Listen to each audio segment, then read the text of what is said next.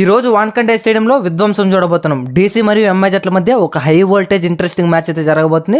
So play offs రేసులో ఈ match చాలా అంటే చాలా క్రూషియల్ గా మారబోతుంది. ఈ రోజు ముంబై టీం గెలిచిందంటే డైరెక్ట్ గా ప్లే ఆఫ్స్ లోకి క్వాలిఫై అయిపోతుంది. ఢిల్లీ క్యాపిటల్స్ కానీ మ్యాచ్ గెలిచారంటే వాళ్ళు నెక్స్ట్ మ్యాచ్ పంజాబ్ తో కూడా గెలిస్తేనే వాళ్ళైతే ప్లే ఆఫ్స్ క్వాలిఫై అయ్యే అవకాశం ఉంటుంది. సో డెఫినెట్ గా ఈ రోజు వాన్ఖండే స్టేడియం వద్ద గాడుతున్నాం కాబట్టి సో డెఫినెట్ గా ముంబై టీం కి అడ్వాంటేజ్ అయితే ఉండబోతుంది. హెడ్ టు హెడ్ రికార్డ్ విషయానికి వచ్చింది. సో 36 మ్యాచ్లు జరిగితే డీసీ టీం 16 మ్యాచ్లు గెలిచింది.